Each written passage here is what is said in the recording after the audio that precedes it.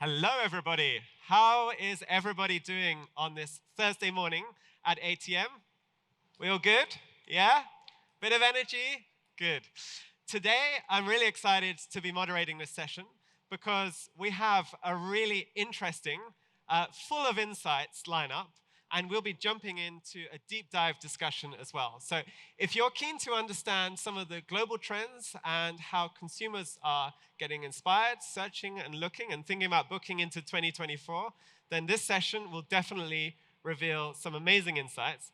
And I think it's also very timely to say that this is 20 years of Skyscanner, so I have been using it since year one, and I'm very proud to say that. So let's welcome today's guests to the stage. And because it's a Thursday morning, I'd like you to give them a little bit of a strong, forceful round of applause. So let's do your very best, and let's bring on our guests. So first of all, we have Mike Ferguson. He's Director of Destination Marketing at Skyscanner, and Mike will also be taking us through some insights from Skyscanner's Global Horizons report, which will reveal and frame today's discussion, where we're going to look at lots of insights. And also Sasha Aljardi from TikTok, your head of content and programming. Let's give Sasha a warm round of applause. So guys, welcome to ATM and to this session. Before we jump into the insights, do you want to take a minute or two just to tell us about what you do in your respective companies? So maybe start with you, Mike. Yeah, sure. So, excuse me, my name is Mike Ferguson. I am the Director for Destination Marketing at Skyscanner. What that means is effectively looking after our relationships with destination marketing organizations from a global perspective. And how about yourself, Sasha? So I'm the head of content programming at TikTok in MENA region. What we do essentially is create initiatives that cater to the user demand to make sure that our users always get more of what they're looking for. Great, and I realized I didn't introduce myself. So I'm Nick Hall, and I'm the founder of the Digital Tourism Think Tank.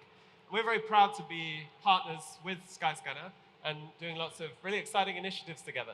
And on that note, I'm going to hand over to Mike to take the stage and set the scene for today's discussion. So over to you, Mike. Thank you, Nick. So, already done the introduction. My name is Mike, and I look after our destination marketing part of the business. Today, as Nick said, we're going to talk a little bit about some of the horizons, some of the trends that we see from our Horizons report. So the agenda for today, a little bit about Skyscanner. I won't dwell on that too much because hopefully most of you are familiar with us to some extent. The Horizons report I just mentioned, that launched yesterday. So it's a report that we feature, that we publish frequently. This is the Spring 2023 Horizons report, so it's data that we captured in Q1 of this year, looking forward over the next 6 months. Within that, we're going to focus specifically on booking horizons and trending destinations, and then we're going to look at some specific insights from this region. Should take about 10, 12 minutes if all goes to plan. So, Skyscanner. We're a world-leading travel marketplace. What does that mean? Effectively, our objective is quite simple. We aim to provide inspirational content to our travelers to help them choose their next destination. Once they've done that, we want to make it as easy as possible for them to find the best prices across hotels, flights, and car hire. And importantly, within that, we want to make sure that they have the confidence to book and that it's a trusted environment. So as I said, a little bit about Skyscanner. Nick mentioned that we're 20 years old this year. I think that coincides with the Arabian travel market's 30th year anniversary, so a double celebration. We operate in over 30 languages, and the most recent language that we launched was Arabic. We have a commitment to localization, so that's a key pillar of our growth, is making sure that we are localized to the markets we operate in. Of that, there's 52 markets that we have a strong presence in, and we ingest content from over 1,200 partners. So that's airlines, that's OTAs, that's hotel organizations, and car hire businesses, and indeed DMOs as well. So that's what gives us the breadth of content that features on Skyscanner for our travelers. So 100 million monthly active users, that's our headline figure. That milestone was reached in 2019, and it was duly celebrated within the organization, and something else happened in 2019 called COVID, and that stopped our growth for a while. So, you know, the 100 million figure was a headline, it was a milestone. I'm really pleased that already we're back above pre-COVID levels, so we're well north of 100 million monthly active visitors, and that growth trajectory is set to continue. So the Horizons trends, I've mentioned the headline figure of 100 million visitors a month. We capture 295 data points, and that gives us a rare insight, forward-looking demand data into what's trending, where people are thinking about traveling to, and that's the fundamentals of what I'm going to share with you through the rest of this presentation.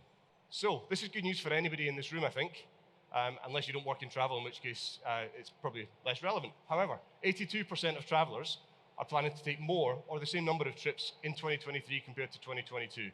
That ties back to that, our recovery back to pre-pandemic levels in terms of total audience. So that's a really, really strong headline stat.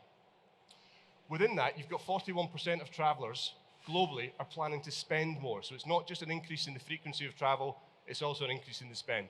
Diving into some of the data here, we've got, this is long-haul travel segment. So EMEA travelers planning probably their summer travel. So I see all of this data relates to data that was captured in Q1 relating to Q2 and Q3. The big item here is that the booking windows for 90 plus days has increased by over 11% for long-haul travel. What does that tell us? Really, it's a strong statement of confidence in the market. The travelers are no longer have that reticence or that nervousness or that apprehension around booking long-haul travel, which is obviously typically more expensive. So that's a really, really strong indicator of the recovery. If we take a look at the American markets, it's a similar story. It's almost 40% of long-haul flights are booked over 90 days before departure, but there's also real growth within the American markets on the 60 to 89 days segment. That's gone up by nearly 20%.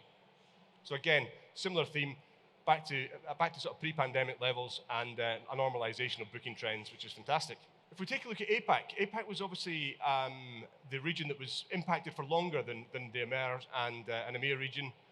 The 90 plus days, so this is for long haul specifically again, the 90 days plus, excuse me, booking window had a huge increase of 22%. So it's still lagging slightly behind America and EMEA, but its trajectory is fantastic, and it's definitely heading back to the pre-COVID levels. Interestingly, we're also seeing a growth in the 60 to 89 day segment there as well, so it just shows, again, that increased confidence in travel booking. We'll take a dive into APAC travelers looking at short haul as well, because it's an interesting story. So the 90 days plus growth is there. That shows confidence, but we're seeing strong growth in the less than a week at 22%. So people are looking to book last minute breaks, which is typically shorter haul, and it's a last minute getaway. That ties into some of the other data that we've got, which suggests that people are going to take more holidays this year. So again, super interesting to see. This graph has two distinct spikes, you'll notice. That relates to China and India respectively in week 3 and 7, I think that is, opening up and releasing some of their travel restrictions. So it's a strong indicator of the pent-up demand. You see when there's a restriction lifted, there's an immediate reaction from the travelers. Trending destinations, so we'll jump into that now. And yeah, I think there's two things. We'll talk about the destinations that are trending, and then we'll also talk about the inspiration piece, because increasingly our travelers are coming to Skyscanner to find inspiration for where they want to go to. Starting off with inspiration, half of Skyscanner users are using our platform for inspiration for their next trip. What does that mean? There's two things we break that down by. 41% of travelers across the world don't know what destination they're going to go to. They have a commitment to travel, they have time to travel, and they have budget to travel, but they haven't decided where they're going to invest those three things. So that's a huge opportunity for DMOs. Really is a strong, an opportunity to influence that significant traveler base that has that indecision. So huge opportunity there, 41%. That's a global view. It varies market by market, but it's always a strong, it's always a high-ranking destination. And 51% don't know their date, so they may have chosen a destination, but they're fluid and they're open to when they might want to travel. If we look at destinations, I mentioned earlier about how APAC had faced restrictions for longer than most of the rest of the globe. With those restrictions lifted, what we're seeing, again, with a global view, we're seeing a real focus on APAC as a destination. Japan, China, Vietnam, Thailand, Malaysia, and Taiwan are topping the list in terms of trending destinations from a global perspective. Top 10 trending destinations for EMEA travelers. I won't necessarily read all of these out, but again, you can see there that it's heavily skewed towards APAC. I see a few cameras out, so I'll leave that slide for a second for you. Grab a snapshot of it. You'll also see two interesting ones there, I think, is Saudi Arabia. That's going to be influenced by a couple of things. Bearing in mind this is Q1 data for Q2 and 3 travel, that's going to be impacted by Eid, I'm quite sure, but also I guess if you've had a wander around this exhibition, you'll have seen quite how strong the branding presence and how much effort Saudi is putting in. So that seems to be playing through. And then Albania, as an EMEA destination, is a real growing. The demand there is growing really quickly, both from a data perspective and anecdotally. I keep hearing people talking about it as somewhere they want to go. So 8 out of 10 trending destinations are in APAC. Japan's share is largest. Japan is obviously a huge inbound tourism market, and they had quite recently lifted the restrictions, so that's probably no surprise. And then I've already touched on the Saudi and the Albania points. Jumping into destinations for American travelers, again, heavily skewed towards APAC. And then you'll also see there the sort of typical bucket list destinations, Fiji and New Zealand. They wouldn't have featured on this report a few months ago, sorry. But again, with the confidence increasing, people are prepared to take that longer lifetime trip. 7 out of 10 in APAC, so it's following that same trend of our travellers are looking east for destinations, and Morocco and Norway were in that list. I should have called them out, and that's due to an increase in transatlantic flights. For APAC travellers, they tend to be, and bear in mind, this is the trending destination, so it's not the top search, this is the ones that are growing the quickest. Should have made that clear at the start, sorry for that. So what you'll see there is the trending destinations are the destinations that are in the region. There's probably a strong friends and family component there, people wanting to visit people within the region that they haven't maybe been able to do historically. And then you'll see that destination that I mentioned again, Explore Everywhere, which is that inspiration piece, that's sitting at number 4 with 701% growth. APAC trending destinations, again, so 7 out of 10 local, and we're seeing a huge focus on the region, both from outside of the region and within the region. So, some insights specific to this region. I'm conscious of time. 44% of travellers from the region are looking at long-haul flights, and 42% are looking at short 4 to 7 days. Again, that probably ties into the data point I mentioned earlier about people taking more breaks than they have done historically. And the top 5 destinations for travellers from this region, Turkey, Egypt, Saudi and India. I've touched on Saudi already, and then you'll also see Explore Everywhere, which is that consistent feature in pretty much any of the trend analysis that we will do. We'll find that Explore Everywhere, it's a top 3 market in many markets, top 3 destination in many markets. It's a top 5 in most regions, and it's a top 10 in all. Looking at top 5 trending destinations, so again, not the top 5 search, but the top 5 trending, you'll see Japan, Uzbekistan, Malaysia, Saudi, and Indonesia.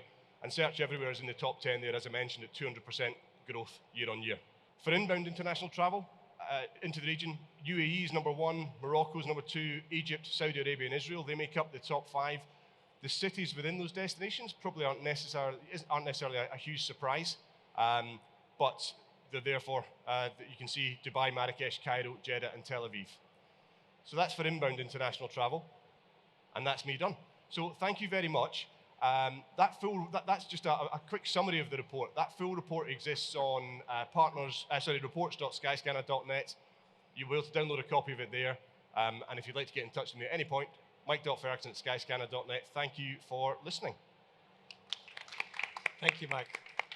So do take a seat, and let's deep dive on some of those insights.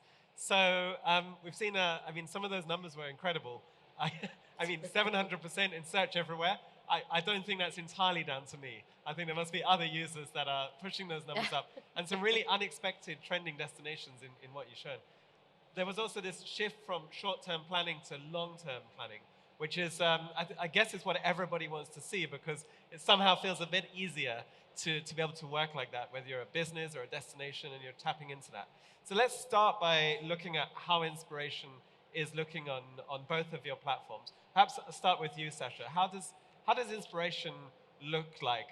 If we consider, I guess, both top of funnel, so sparking that interest and that awareness of the destination, down to the lower funnel end, where we want to kind of build on that interest and create those triggers to actually go.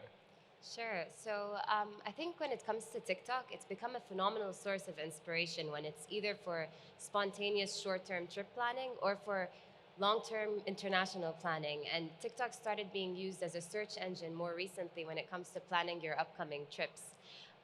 Mostly under specific initiatives or hashtags that exist on the platform, like TikTok Travel, for example. That hashtag in specific has accumulated 39 billion views on a global level, with more than 630 million coming from the MENA region alone. And this hashtag hosts a variety of different travel content, which is all about quick snippets of different places around the world that helps users kind of take a decision on where they want to go next. Similarly functioning as the search everywhere feature, but I guess in video format. And then another one which works for more short-term planning is where to visit. So this hashtag is paired up with a local city guide and a local country guide. So it could be where to visit Dubai, where to visit Egypt, where to visit KSA. And it hosts a lot of different guide and review content on different places you can visit in those local cities. So I guess both those initiatives would help people get a better understanding of what they want to do in both types of travel. It's very interesting I think a lot of people might have the perception of TikTok as just pure scroll and inspire, but I think you've just touched there on different ways in which content is also curated and organized, which responds to different moments in time when people are looking and turning to platforms. Yes, exactly. When we think about Skyscanner, you've really evolved to become a true travel ecosystem.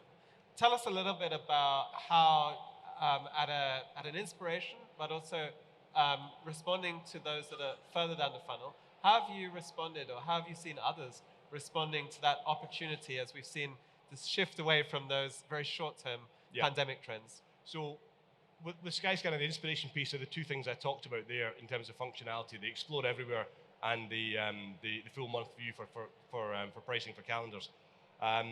Additionally, though, we're very strong in our social media presence. A couple of stats. So we did a survey on where social media plays into inspiration for travelers from our audience, and 40% of respondents are using Instagram for travel, and 25% are using TikTok.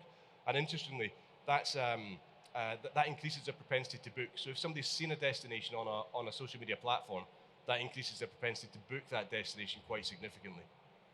So it's really interesting to, I guess, understand the interplay between different environments where we kind of live out our lives online. And one of the areas that I think is quite interesting, and I've been certainly curious to follow, is this idea of travel hacks. There seems to be a lot of this content trending at the moment. I know that, I will invite you to talk about it, and I know that also Skyscanner has also worked at a different level with travel hacks. Tell us a little bit about how you both look at this. Where's this coming from as well?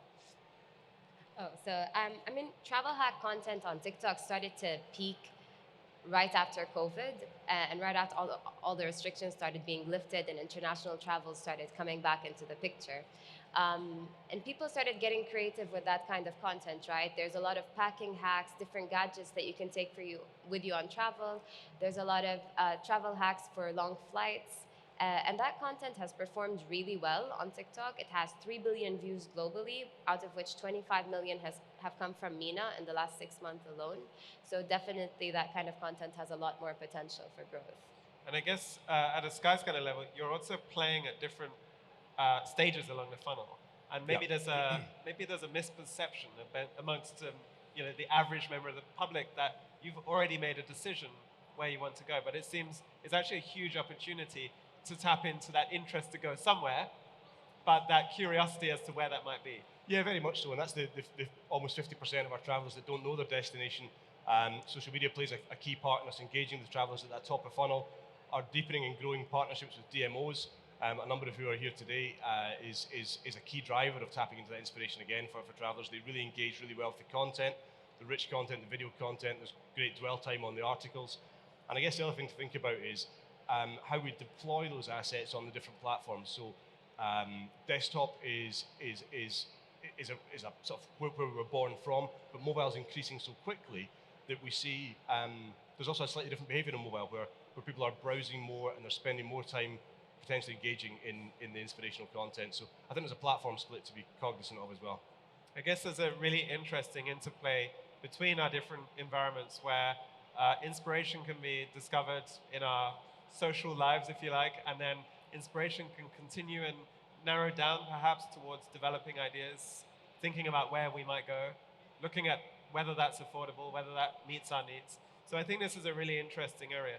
One of the things that Mike was mentioning there is about the growth in mobile. In your last Horizons report, this was one of the big numbers highlighted, this huge growth in mobile. Yeah. I remember when my team shared that number with me, I had to ask them to take a second look, and then we actually had to double check that that was right, because it was really surprising.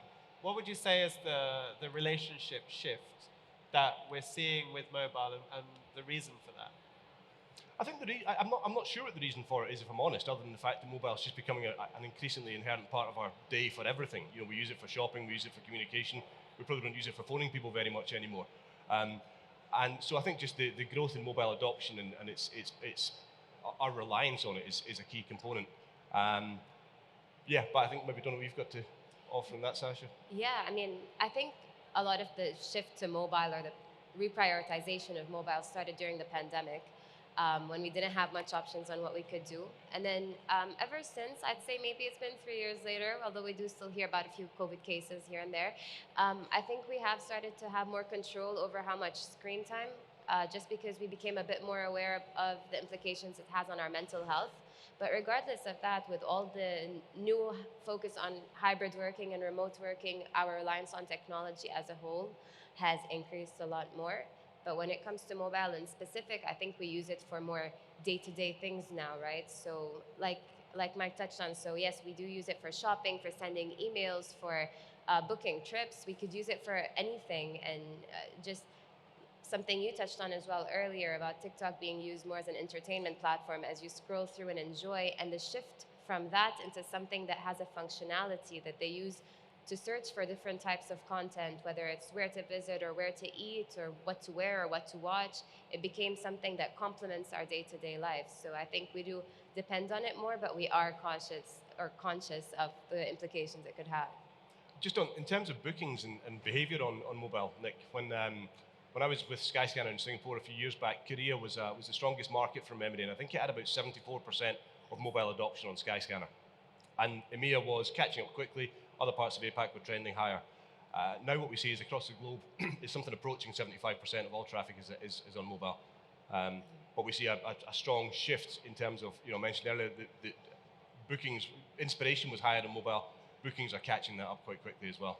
I mean, it's phenomenal to think that, certainly I remember back when mobile and social were both the huge shifts that we were seeing. Yeah. And I guess there's maybe been an assumption that plateaued at some point. But I think what we're really talking about now is a continual shift.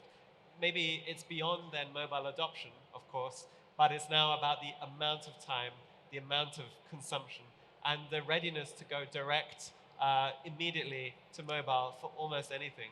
And I think that kind of speaks to what you were saying about not only getting inspiration, we're all guilty of scrolling when we're bored, but also when we have an idea in our mind to quickly go back to those platforms that we're familiar with to see what we can find there, and then formulate those ideas. So there's a very scattered and fragmented behavioral aspect to this. But at the same time, I think from both angles, we're seeing that we can create order in that space. So you can organize and be part of those conversations, be relevant, and you can be in the right place and create the right content where those users are also trying to build that idea and trying to hone in to make a decision. Because of course, if somebody's on Skyscanner, they already have at least a curiosity, if not yet the full intent, and they seek help to narrow down and refine those ideas. Yeah. I think just on that point, about the point of people being on Skyscanner having at least curiosity, they definitely have curiosity, but I think one of the things that I found interesting during the pandemic was our traffic theoretically should have gone to zero because people weren't traveling, but it didn't. It took a serious dent, but our traffic still maintained a disproportionately high volume, and that shows how important travel is to people, because they were still dreaming. Even though they couldn't actually execute on that dream, it was still something they wanted to spend their spare time doing, was browsing destinations that they might want to visit. And I think this is really something that speaks to the resilience of our industry, the fact that it will always be a priority, even in a time where perhaps there's an economic crisis or any other challenge which comes in the way. There's still that desire to travel, whether it's near, whether it's far, whether it's a different behavior, but there's still the absolute desire for that. Because we all want to be able to have that time to escape and have that feeling of being somewhere different and experiencing something new. And I guess for the last part of our discussion, I would love to just focus on the consumer trends that both of you have witnessed and seen. I think, Mike, you showed a really interesting shift, especially in the region, which is a really big opportunity. And at the same time, we see a lot more destinations conscious and focused on sustainability. And when they think about sustainability, there is, of course, the environmental angle, but there's also the societal part. There's the need to be more embedded, to want to learn more and understand and be more respectful as a visitor in different cultures, which I think is really positive. But there's also the need for destinations to attract the right kind of visitor, those with a higher propensity to travel, higher spending propensity, and perhaps that are going to be better quality visitors. So let's spend a little bit of time on that and perhaps reflect a little bit on the GCC and MENA region. What are some of the behavioral aspects you've seen? So how about from a lifestyle consumer trends perspective, first of all, Sasha? Sure. So, I mean, when it comes to trending destinations, to cover just the first aspect of your question, a lot of what we've seen on TikTok between 2022 and 2023 is very similar to what Mike showed earlier. UAE actually was reported in a report in 2022 by the TikTok Travel Index that was released by Bounce, that Dubai was actually a top trending destination on TikTok. And we also saw that through our hashtags where to visit Dubai in specific, which got 130 million views globally.